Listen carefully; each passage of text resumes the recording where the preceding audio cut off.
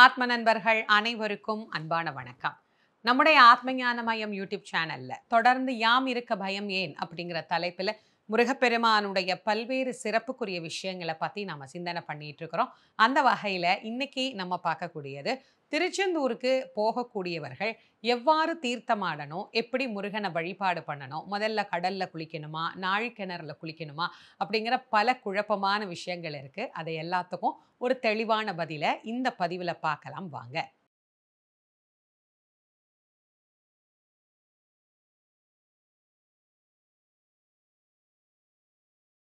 முருகப்பெருமானுடைய 6 படை வீடுகள்ல 2வது படை வீடாக அமைய பெற்றிருக்கக்கூடிய அதி அற்புதமான திருத்தலம் அப்படின்னா அது திருச்செந்தூர்.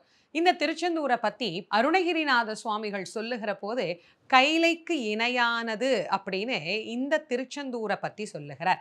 கைலை மலை அணைய செந்தில் பதிவாழ்வே அப்படின்னு சொல்லுவார். ஆக கைலைக்கு இணையாக பூமியில ஒரு திருத்தலம் விளங்குகிறது அப்படின்னா அது திருச்செந்தூர் அப்படின்னு தமிழ் தெய்வமாகிய அருணகிரிநாத சுவாமிகள் நமக்கு அருளி செய்திருக்கின்றார். அப்படிப்பட்ட முருகப்பெருமானுக்கு செந்தூரான் அப்படின்னு பேரு. அவர் கடலுக்கு பக்கத்துல தான் எழுந்தருளி இருக்கிறார். எதனால? பிறவி பெருங்கடலிலே விழுந்த நம்மை காப்பாற்றுவதற்காக கடலோரத்திலேயே முருகப்பெருமான் நின்று நம்மை பார்த்து கொண்டிருக்கிறார். அப்படிங்கிறதுனால தான் அவருக்கு செந்தில் ஆண்டவர் அப்படின்னு பேரு. நம்முடைய பிறவி என்பது அலை போல செந்தியில் திரும்ப திரும்ப போய் போய் போய் முட்டி முட்டி திரும்ப வந்து கொண்டே இருக்கின்றது. அந்த பிறவி பிணியை போக்குவதற்காக நமக்கென நின்று கொண்டு இருக்கக்கூடிய கருணாமூர்த்தியாக விளங்கக்கூடியவர் செந்தில் ஆண்டவர். இந்த திருச்செந்தில் ஆண்டவருக்கு எத்தனையோ சிறப்புகள் உண்டு. இவர் எப்படி திருச்செந்தூருக்கு வந்தார், அவர் வந்த வரலாறு என்ன அப்படிங்கிறத முதல்ல கொஞ்சம் தெரிஞ்சுக்கிட்டோம் அப்படின்னா நாம எப்படி வழிபாடு பண்ணணும் அப்படிங்கிறத தெரிந்து கொள்ளலாம். சூரனை சம்ஹாரம் செய்வதற்காக முருகப்பெருமான் கைலையிலிருந்து புறப்படுகிறார். ஒவ்வொரு தலமாக அவர் சிவபெருமானை தரிசனம் செய்து கொண்டே வருகின்றார். இந்த திருச்செந்தூர் கிட்ட வந்த உடனே பிரம்மதேவர் சொல்றார், நாம் ஒரு தூது அனுப்பி பார்க்கலாம் அப்படின்னு. தூது அனுப்பி செல்லலாம் என்று சொன்ன உடனேயே வீரபாகுதேவரை தூதாக அனுப்புகிறார். தூதாக சென்ற வீரபாகுதேவருடைய சொற்களுக்கு சூரபத்மன் செவிசாய்க்கவில்லை. அவர் திரும்பி வந்து சொல்லிடுறார், முதலையும் மூர்க்கனும் கொண்டதை விடாது, ஆகவே சூரனுக்கு தங்கள் வேல் ஒன்றுதான் பதில் சொல்லும் அண்ணா, ஆகவே நாம் யுத்தத்திற்கு புறப்படலாம் அப்படின்னு வீரபாகுதேவர் முருகப்பெருமானிடத்திலே சொல்லுகிறார். அதன் பிறகு முருகப்பெருமான் தன்னுடைய படைகளை எல்லாம் திரட்டி கொண்டு வீர மகேந்திரபுரிக்கு திருச்செந்தூரில் இருந்து புறப்படுகிறார். புறப்பட்டு வீர மகேந்திரபுரிக்கு கடல் மார்க்கமாக போய்கொண்டிருக்கிறார். வீர மகேந்திரபுரி அப்படிங்கிறது சூரபதுமன் ஆட்சி செய்து கொண்டிருந்த நாடு. அந்த நாட்டிற்கு போகின்ற போது பிரம்மதேவர் எல்லோரும் முருகப்பெருமானிடத்திலே தெரிவிக்கிறார்கள், சுவாமி இந்த இடம் தாங்கள் திருவடி வைக்க தகுதியான இடம் அல்ல, ஆகவே நாம் வீரமகேந்திரபுரிக்கு செல்ல வேண்டாம் அப்படின்னு பிரம்மதேவர் மற்ற தேவர்கள் எல்லாம் சொன்ன உடனே சுவாமி நம்ம எங்க தங்கலாம் அப்படின்னு கேட்கிறார். இந்த இடத்தில் நாம் தங்கலாம் அப்படின்னு காட்டிய இடம்தான் இன்றைக்கு நாம் பார்க்கின்ற கதிர்காமம். அந்த கதிர்காமத்துல தான் முருகப்பெருமான் படை வீடு அமைத்து தங்குகிறார். படை வீட்டில் அவர் போர்க்கோலத்தோடு தங்கியதனால் தான் இன்றைக்கும் அங்கு திரை வடிவிலேயே முருகப்பெருமானுடைய தரிசனத்தை நம்ம பார்க்கிறோம். இந்த கதிர்காமத்தை பத்தி ஏற்கனவே யாம் இருக்க பயம் என்கிற பகுதியில் நான் உங்களுக்கு கொடுத்துருக்கிறேன். பார்க்காதவங்க போய் அந்த பதிவையும் பாருங்க, ரொம்ப அற்புதமாக இருக்கும். அப்படி சிறப்பாக முருகப்பெருமான் அங்க தங்கி இருந்து சூரனை சம்ஹாரம் பண்ணிட்டு வீர மகேந்திரபுரியை கடலோடு கடலாக மாற்றி விடுகிறார். அப்படி ஒரு நகரம் இருந்ததான தடயமே இல்லாமல் அழித்துவிட்டு மறுபடியும் அங்கிருந்து புறப்பட்டு திருச்செந்தூருக்கே வருகின்றார். வந்தவர் இத்தனை பேரையும் சம்ஹாரம் பண்ணார் இல்லையா, அந்த பாவத்தை போக்கிக் கொள்ளுவதற்காக சிவபூஜை செய்யணும். சிவபூஜை செய்வதற்காக 5 லிங்கங்களை அங்கே வைக்கிறார். ஈசானம், தத்புருஷம், அகோரம், பாமதேவம், சத்யாஜ்வதம் அப்படிங்கிற 5 லிங்கங்களை ஸ்தாபனம் பண்ணி அப்ப அங்க தீர்த்தமாக இருப்பது எது அப்படின்னா கடல் தான். சமுத்திர ஸ்நானம் செய்த பிறகு நன்னீரில் குளிச்சுட்டு சிவபூஜை பண்ணணும் அப்படிங்கிறதுக்காக முருகப்பெருமான் தன்னுடைய வேலினாலே ஒரு தீர்த்தத்தை உண்டாக்குகிறார். அப்படி அவர் உண்டாக்கிய தீர்த்தம் தான் இன்றைக்கு நாம் நாழிக்கிணறு என்று அழைக்கக்கூடிய கந்த புஷ்கரணி தீர்த்தம். இந்த தீர்த்தத்துல முருகன் நீராடுகிறார். நீராடிவிட்டு தன்னுடைய தந்தையாகிய சிவபெருமானை ஒவ்வொரு மலர்களாக அர்ச்சித்து வழிபாடு பண்றார். அப்படி அர்ச்சித்து வழிபாடு பண்ணுகிற போது தேவர்கள் சுவாமி அப்படின்னு கூப்பிட்டாங்க. கூப்பிட்ட உடனே இப்படி கையில் அர்ச்சனை பண்ண பூ எடுத்தாரா, அந்த பூவை அப்படி சிவபெருமானுக்கு கூட வைக்கல. அதுக்குள்ள என்ன அவசரமோ தெரியலையே, தேவர்கள் கூப்பிடுறாங்களே அப்படின்னு கையில இருந்த பூவோட அப்படியே திரும்பி காட்சி கொடுத்தார். அதுதான் திருச்செந்தூருடைய மூலவர் கையில இன்னைக்கும் ஒரு பூ இருக்கு. அந்த தெய்வத்துக்கு பேர் என்ன அப்படின்னா பூஜா மூர்த்தி அப்படின்னு பேர். பூனா பூர்த்தி செய்தல், ஜானா உண்டாக்குதல். மல மாய கண்மங்களை பூர்த்தி செய்து சிவஞானத்தை உண்டாக்கக்கூடிய தெய்வமாக விளங்கக்கூடியவர். அதனால் அவருக்கு பூஜாமூர்த்தி அப்படின்னு பேரு.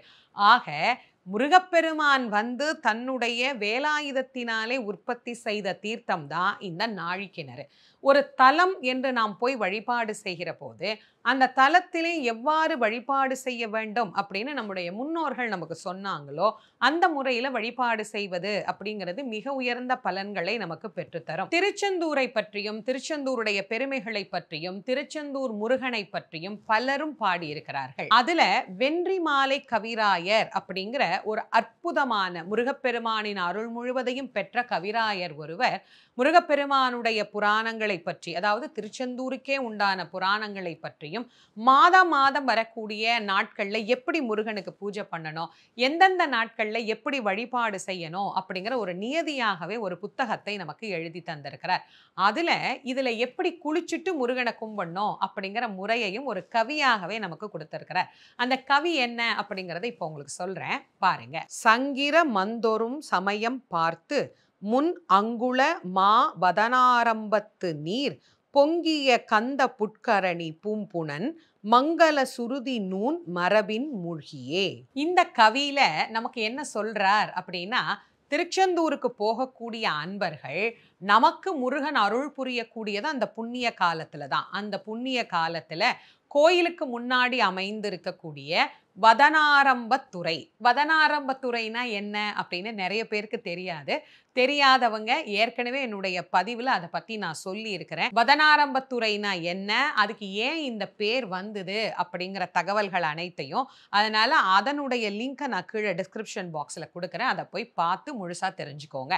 கடல்ல முருகப்பெருமான் பார்த்து நிற்கக்கூடிய பகுதிக்கு தான் அந்த வதனாரம்பத்துறைன்னு பேரு. அதனால கடல்ல முழுகிட்டு அதற்கு பிறகு கந்த புஷ்கரணி அப்படின்னு சொல்லக்கூடிய அந்த நன்னீர்ல நீராடி விட்டு அதற்கு பிறகு முருகப்பெருமானை வந்து வழிபாடு செய்யணும், இதுதான் விதி அப்படின்னு அவர் நமக்கு எழுதியிருக்கிறார்.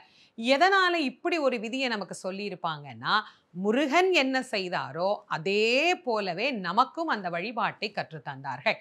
முருகப்பெருமான் அந்த தான் உண்டாக்கிய வேலினால் ஆன தீர்த்தம், அதை விட ஒரு உயர்ந்த தீர்த்தம் வேற என்னவா இருக்க முடியும்? நீங்க யோசிச்சு பாருங்க. கந்த புராணம் நடந்த யுகத்திலிருந்து இன்னைக்கு வரைக்கும் எடுக்க எடுக்க எடுக்க எடுக்க அதிலிருந்து தண்ணீர் அப்படி ஊற்றாக பெருகி வந்து கொண்டிருக்குன்னா அதுவே முருகப்பெருமானுடைய அருட்கருணையும் வேலினுடைய பெருமையையும் நமக்கு பறைசாற்றுகிறது இல்லையா? அதனால அந்த அற்புதமான நாழிக்கிணறு தீர்த்தம் பட்ட பிறகு வேறு எந்த தீர்த்தத்திலேயும் நாம் நீராடக்கூடாது. அதே போல பூம்புகாரில் கடலில் நீராடிவிட்டு அதற்கு பிறகு திருவங்காட்டில் உள்ள முக்குள நீரில் நீராட வேண்டும் அப்படிங்கிறது மரபு. தீது நீங்க கடல் ஆடியும் மாசு போக புனல் படிந்தும் அப்படின்னு பட்டினப்பாலையிலும் நமக்கு குறிப்பிடப்பட்டுள்ளது. பிரிந்த கணவனினுடைய அன்பை பெறுவதற்கு என்ன வழி அப்படின்னு கண்ணகிக்கு தேவந்தி சொன்னதாக சிலப்பதிகாரத்தில் கூட கடல் நீராடி அதற்கு பிறகு காவிரி நீராடுதல் அப்படிங்கிறத பற்றி சொல்லப்பட்டிருக்கு. ராமேஸ்வரம் போனோம்னா அங்க கூட முதல்ல அக்னி தீர்த்தத்துல நீராடி அதற்கு பிறகு 22 புனித தீர்த்தங்களிலும் நீராடணும் அப்படிங்கிற மரபும் நம்முடைய பெரியோர்களால் நமக்கு சொல்லப்பட்டிருக்கு.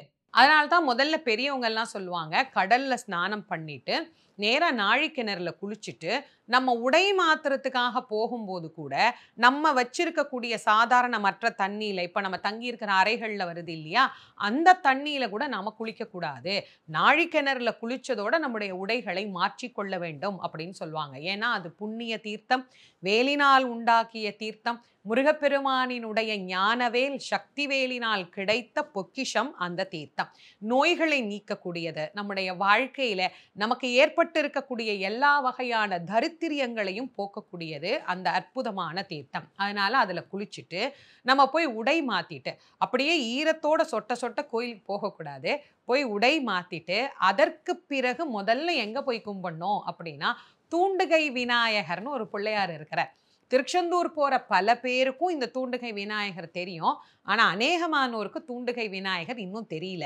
நான் நெறைய பேருக்கு சொல்றேன். ஆனா நெறைய பேர் வந்து அம்மா அது எங்கம்மா இருக்கு அப்படின்னு கேட்குறாங்க. நீங்க அப்படியே பேருந்து நிலையத்துக்கு பக்கத்திலே தான் அந்த தூண்டுகை விநாயகர் இருக்கிறார். நீங்க யார்கிட்ட கேட்டாலும் சொல்லுவாங்க. நேரா போய் அந்த தூண்டுகை விநாயகரை கும்பிடணும். கும்பிட்டுட்டு இங்க வரணும். ஏன்னா மூலாதாரத்துல இவர்கிட்ட போய் சொன்னாதான் சகஸ்ராகத்தில் இருக்கக்கூடிய தெய்வத்தை அவர் தூண்டி காட்டுவாராமா. அதனால தான் அவருக்கு பேர் என்னன்னா தூண்டுகை விநாயகர் அப்படின்னு பேர். அந்த பிள்ளையாரை போய் கும்பிட்டுட்டு அதற்கு பிறகுதான் திருச்செந்தூர் முருகனை போய் வழிபாடு செய்ய வேண்டும் அப்படிங்கிறது முறை. இப்ப நிறைய பேர் உடனே கமெண்ட்ஸ்ல கேட்பீங்க, அம்மா நாங்க வந்து இவங்க சொன்னாங்க அவங்க சொன்னாங்கங்கிறதெல்லாம் கேட்டோம். அதுல முதல்ல நாழி கிணறுல குளிக்க சொன்னாங்க. நாங்க நாழி கிணறுல குளிச்சுட்டு கடல்ல குளிச்சுட்டு முருகனை கும்பிட்டுட்டோம். இதனால எங்களுக்கு ஏதாவது தப்பா பாவமா இதுக்கெல்லாம் ஏதாவது பண்ணணுமா அப்படின்னு கமெண்ட்ஸ்ல கேட்டீங்கன்னா கவலைப்பட வேண்டாம். நாம என்ன திருச்செந்தூர் போகாமலா இருக்க போறோம்? அடுத்த முறை திருச்செந்தூர் போகும்போது இப்ப நான் சொன்ன மாதிரி முதல்ல கடல்ல ஸ்நானம் பண்ணிட்டு அதற்கு பிறகு நாழி கிணறுல போய் குளிச்சுட்டு அதுக்கு பிறகு தூண்டுகை விநாயகரை போய் கும்பிட்டுட்டு அதுக்கப்புறமா வந்து முருகனை கும்பிட்டோம் அப்படின்னா சரியான முறையில கும்பிட்ட பலன் அப்படிங்கிறது நிச்சயமாக கிடைக்கும். எப்பவுமே ஒண்ணு தெரிஞ்சுக்கணும், நம்முடைய முன்னோர்கள் நமக்கு மிக தெளிவாக ஒரு விஷயத்தை சொல்லி வச்சிருக்கிறாங்க. அது என்ன அப்படிங்கிறத நாம நம்முடைய குழந்தைகளுக்கும் சந்ததியினருக்கும் சொல்லி கொடுத்துடணும். சொல்லி கொடுத்துட்டோம் அப்படின்னா அவர்கள் அதிலிருந்து மாறவே மாட்டார்கள். நீங்க சஷ்டிக்கு பார்த்தீங்க அப்படின்னா லட்சக்கணக்கான மக்கள் திருச்செந்தூர்ல வந்து தங்குவாங்க. அவங்க எல்லாருமே காலைன்னு நான் சொல்றது ஒரு 2:30 மணி 3 மணி அந்த நேரத்துக்கே விடியறதுக்கு முன்னாடியே போய் கடல்ல குளிச்சிருவாங்க. குளிச்சுட்டு எல்லாரும் போய் நாழி கிணறுல குளிச்சிருவாங்க. குளிச்சுட்டு வந்து தான் முருகப்பெருமானை பார்க்கறதுக்கு ஒரு நீண்ட வரிசை இருக்கும். அந்த வரிசையில நின்னு முருகனை கும்பிடுவாங்க. இப்படி உங்களோட அம்மா, அப்பா, தாத்தா, பாட்டி இவங்க எல்லாம் கும்பிட்டுருப்பாங்க.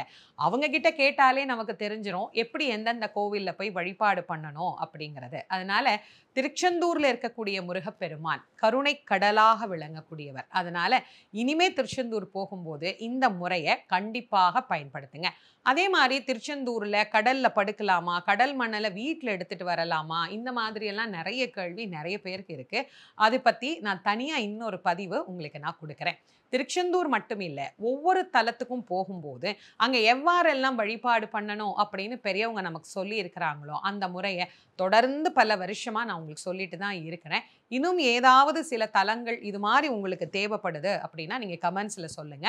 அதை பத்தியும் உங்களுக்கு சரியான விளக்கத்தை கொடுக்குறேன். இந்த பதிவை கண்டிப்பா உங்களுடைய நண்பர்கள், உற்றார் உறவினர்கள், குறிப்பா உங்களுக்கு தெரிந்த முருக பக்தர்கள் யாராவது இருக்கிறாங்கன்னா அவங்களுக்கு இந்த தகவலை ஷேர் பண்ணுங்க. ஏன்னா சரியான முறையில முருகப்பெருமானை வழிபாடு செய்கிற போது 100க்கு 100% பலனை ஒவ்வொருத்தரும் பெற முடியும். அதுக்கு நீங்க அவங்களுக்கு அனுப்புற இந்த தகவல் கண்டிப்பாக பயனுள்ளதாக இருக்கும். நம்முடைய ஆத்மஞானமயம் யூடியூப் சேனலை இதுவரைக்கும் நீங்க சப்ஸ்கிரைப் பண்ணாமலேயே பார்த்துட்டு இருக்கிறீங்க அப்படின்னா சப்ஸ்கிரைப் பண்ணிக்கோங்க. பதிவுகள் உடனடியாக உங்களை வந்து சேரும். மீண்டும் மற்றும் ஒரு சிறப்புக்குரிய யாம் இருக்க பயம் என் பகுதியில் உங்கள் அனைவரையும் சந்திக்கும் வரை உங்கள் அனைவருக்கும் நன்றியும் வணக்கமும் கூறி விடைபெறுவது திருமுருக வள்ளல் வாரியார் சுவாமிகளின் மாணவி தேசமங்கேற்கரசி. நன்றி, வணக்கம்.